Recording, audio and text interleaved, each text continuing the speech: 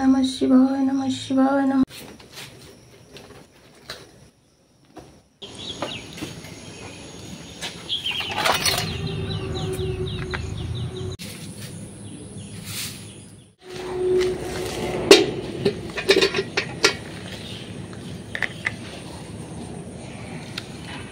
शुभ सकाल आमार प्रिय बंधुरा, तोमरा केमन आछो?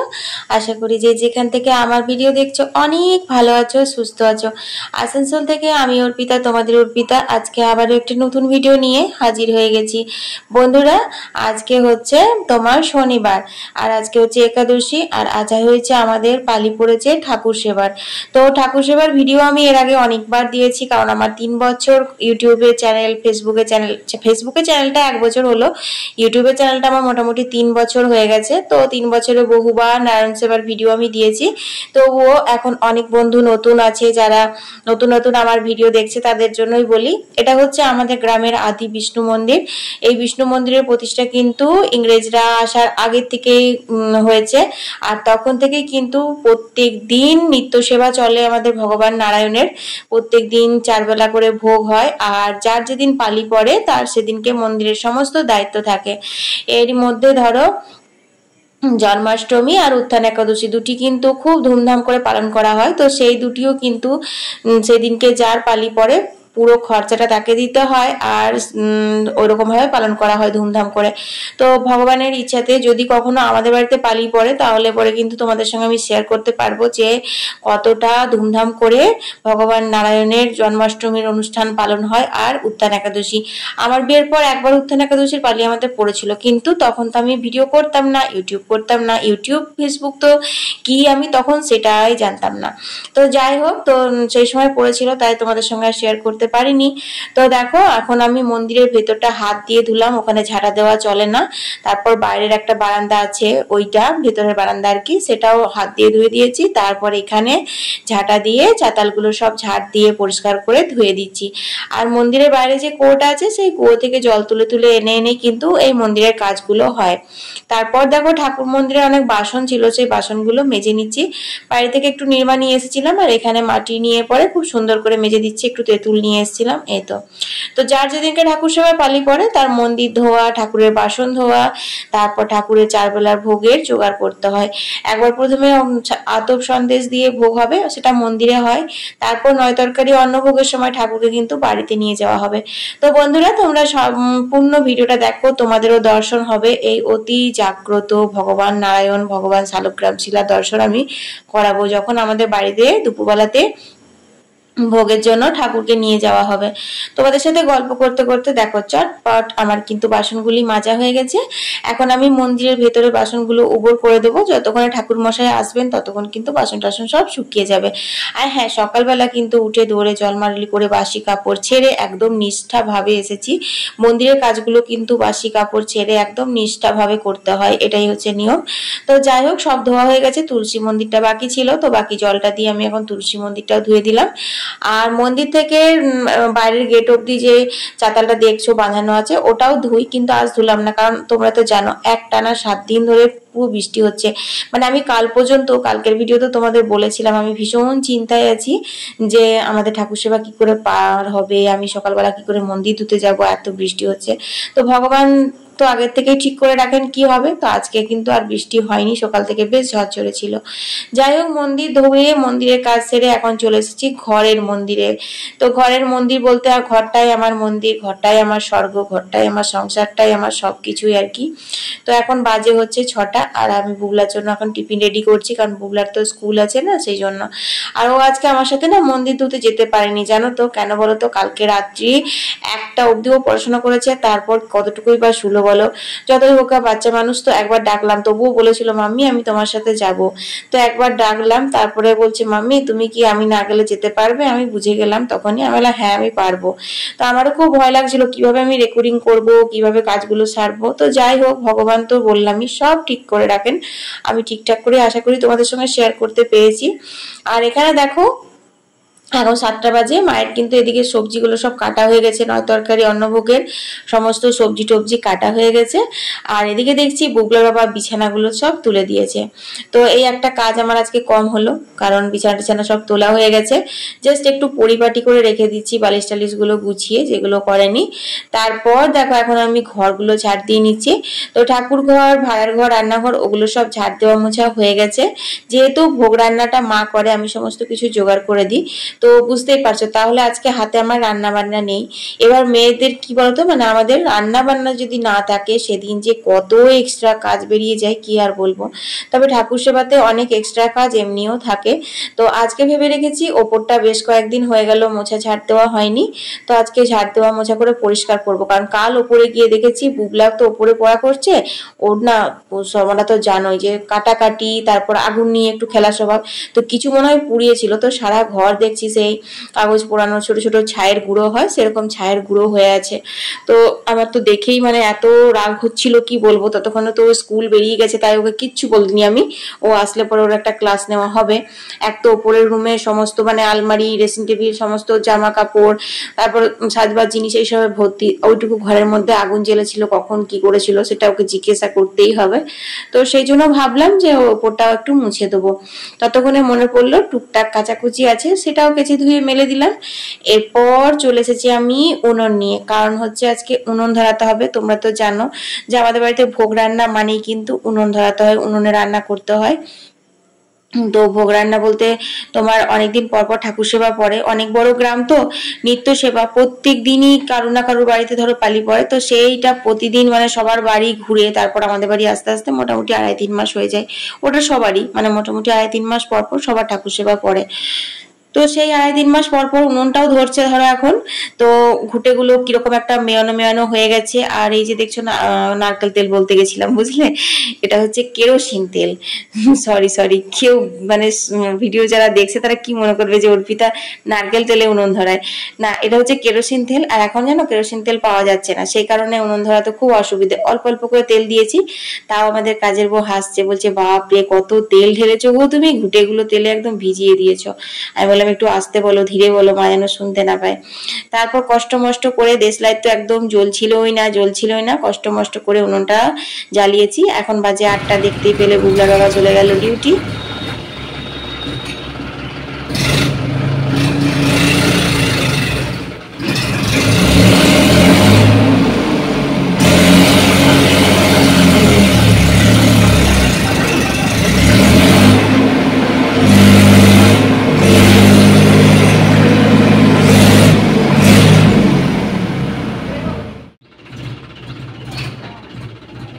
এতক্ষণ তোমরা যে ভিডিওটা দেখলে ট্রাক্টরটা ঢুকালো, ওখানে হচ্ছে আমাদের ইট এনেছে, আমাদের বাড়িতে কিছু কাজ হবে।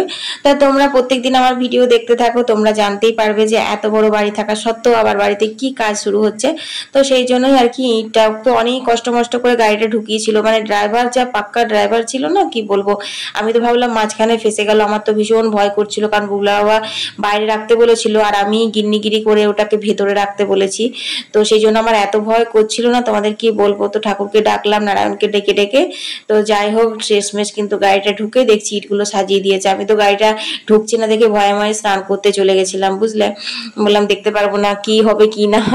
তো যাই হোক দেখলাম না ইটগুলো সাজানো হয়ে গেছে। তো আমি এখন স্নান সেরে চলে এলাম, ঘরের সমস্ত কাজ হয়ে গেছে। আর একটু সানস্ক্রিন মেখে নিলাম, কারণ আজকে আমাকে রোদের মধ্যে অনেক কাজ সারতে হবে বুঝলে। ওই যে দেখছো ওই টালির ঘরে আমাদের ভোগের ঘর, ওখানে ভোগ হচ্ছে, মানে এই ঘর ওই ঘর এই ঘর ওই ঘর, এত বড় উঠোন পাড়ি দিয়ে দিয়ে অনেকবার যাওয়া আসা করতে হবে। তাছাড়া উঠোনের প্রচুর কাজ রয়েছে, সেই জন্য একটু সানস্ক্রিন মেখে টুকটুকে বউ হয়ে নিলাম বুঝলে। কারণ একটু বউ বউ সাজতে ইচ্ছাই করে না। আমাদের তো এখন জাতীয় পোশাক নাইটি হয়ে গেছে, সারাদিন নাইটি পরে থাকি, কিন্তু বার দেবার একটু পুজো পাশা করে যখন শাড়ি পরি তখন বেশ ভালো লাগে। তো দেখো এখন আমি তুলসী মাকে জল দিয়ে নিলাম। আজকে সকাল সকাল বিষ্ণু মন্দির চলে গেছিলাম, তাই এইটা ভুলে গেছিলাম, ভেবেছিলাম এসে দেব। তো এসে বুবলার স্কুলের টিফিন করতে করতে এতটা ব্যস্ত হয়ে পড়েছিলাম আর মনে ছিল না, তো সেই জন্য এখন দিলাম। তারপর সূর্যদেবকেও দিয়ে দিয়েছি। তারপর চলে এসেছি এখন কলের জল। আর দেখলে এই দেখো জল ঢালতে গিয়ে দেখছি বালতির মধ্যে একটা টিকটিকির বাচ্চা, মানে জলের মধ্যে না, বালতির তলায় ছিল আর কি। এত টিকটিকির উপদ্রব বেড়েছে গো, আর সবগুলো লাফিয়ে ঝাঁপিয়ে শুধু আমার গায়ের দিকে আসে, জানো তো। আমার ভীষণ ভয় লাগে, মানে সব থেকে ঘরের মধ্যে ভয়ঙ্কর জিনিস যদি হয় সেটা হচ্ছে এই টিকটিকির বাচ্চাগুলো। তিরিক তিরিক করে গায়ে এসে এসে লাফিয়ে লাফিয়ে পড়ে। তো আমি ভেবেছিলাম আমার গায়ে পড়েছে, তারপর জলটাও একবার ভালো করে ঢাকা দেওয়ার আগে দেখে নিলাম যে জলে পড়েছে কিনা, দেখলাম না পড়েনি। তো যাই হোক বন্ধুরা, চলো এখন ঘরের কাজ পুজো সুজো করতে করতে তোমাদের কয়েকটা সুন্দর সুন্দর কমেন্টের উত্তর দিয়ে দিই। তোমাদের কাছে এত ভালোবাসা পাচ্ছি আমি, আমার খুব খুশি খুশি লাগছে। আর তোমাদেরকে অসংখ্য ধন্যবাদ। মিঠু কুমারী লিখেছে, অর্পিতা দিদিভাই তোমার ভিডিও দেখতে অনেক ভালো লাগে। থ্যাংক ইউ মিঠু দিদিভাই এত সুন্দর কমেন্ট করার জন্য। নূপুর রয় লিখেছে, আমি রামপুরহাট থেকে তোমার ভিডিও দেখি, তোমার অয়েল ফ্রি ধোকার ডালনা আমি বানিয়েছিলাম, খুব টেস্টি হয়েছিল, তুমি তোমার ভিডিওতে আমার নামটা নিও। তো এই যে নূপুর দিদিভাই তোমার নামটা নিয়ে নিলাম। আর অনেক অনেক ধন্যবাদ, তুমি আমার রান্নার রেসিপিটা দেখে ট্রাই করেছিলে। আর হ্যাঁ গো সত্যি ওটা খুব ভালো লাগে খেতে, জানো তো। এরপরে কয়েকটি আমাকে স্টার পাঠিয়েছে ফেসবুকে, সেই দাদাভাই দিদিভাইদের নাম বলেনি। অনুপ ঘোষাল দাদাভাই স্টার পাঠিয়েছে, আর নীলিমা চট্টরাজ স্টার পাঠিয়েছে, মধুমিতা সরকার স্টার পাঠিয়েছে, আর তরিত মুখোপাধ্যায় স্টার দিয়েছে। তো আরো অনেক জনা ভাই বন্ধুরা স্টার দিয়েছে, সেই নামগুলো আমি নেক্সট ব্লগে অবশ্যই বলবো। তো বন্ধুরা তোমরা যারা আমাকে স্টার দিয়েছো তোমাদেরকে অসংখ্য ধন্যবাদ।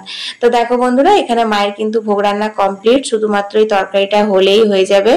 আর দেখো সকাল থেকে একটু ঝরঝরে ছিল, কিন্তু আবার দেখছি ঘন করে মেঘ করেছে। আর কি গরম রেখেছে গো, তোমাদের আর বলে বোঝাতে পারবো না। কে বলবে কাল পর্যন্ত এক সপ্তাহ এত বৃষ্টি হলো। তো চলো এখন আমি বাগান এসেছি, কি করতে এসেছি তোমরা নিজেরাই দেখে নাও।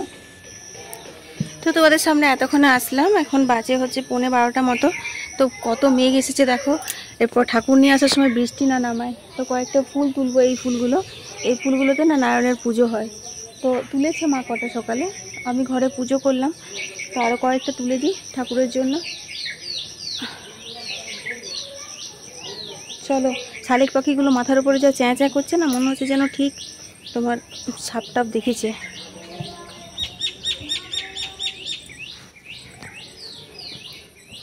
ভিডিওর প্রথমেই তোমাদের বললাম যে আজকে হচ্ছে একাদশী, তো মা তো ওইসব ভোগ ভাগ কিছু খাবে না, তো মায়ের জন্য একটু ডালিয়ার খিচুড়ি বানাচ্ছি। কিছু না, ওই সবজি দিয়েছি, সোয়াবিন দিয়েছি, বাদাম দিয়েছি, তেল গোটা জিরে ফোড়ন দিয়ে সবজিগুলো ভেজে, ডালিয়া মুগের ডাল ভালো করে ভেজে, আর নুন মিষ্টি আর দুটো তেজপাতা দেবো, আর একটুখানি আদা বাটা, একটু জিরে গুঁড়ো, ব্যাস।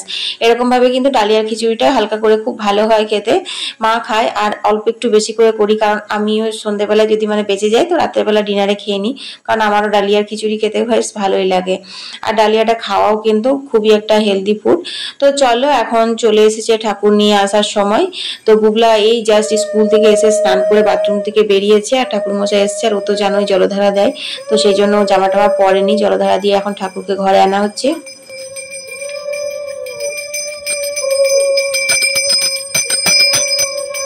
তো বন্ধুরা এই হচ্ছেন ভগবান নারায়ণ, ভগবান শালগ্রাম শিলা, আমাদের আদি বিষ্ণু মন্দিরের আসানসোলের গারুই গ্রামের।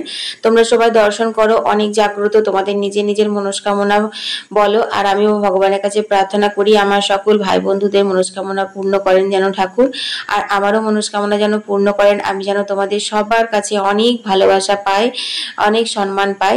আর দেখো এখানে বুবলা একটু ধূপ দিয়ে নিচ্ছে, ও তো স্নান করে এমনি প্রত্যেকদিনই পুজো দেয়, তারপর পুজো শেষে শাঁখ বাজাবে।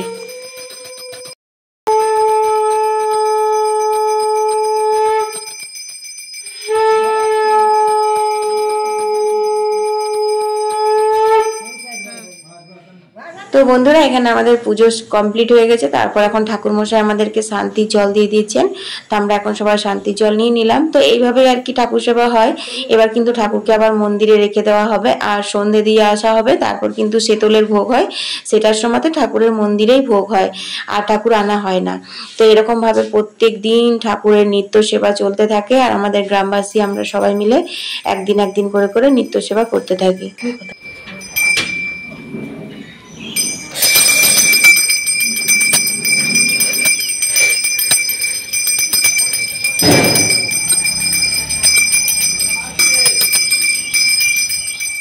নারায়ণ সেবার পর্ব তো ছুটলো, এবার হচ্ছে নরনারায়ণ সেবার পালা, মানে সবার খাওয়া দাওয়া ধোয়া মোছা এইসবের পালা।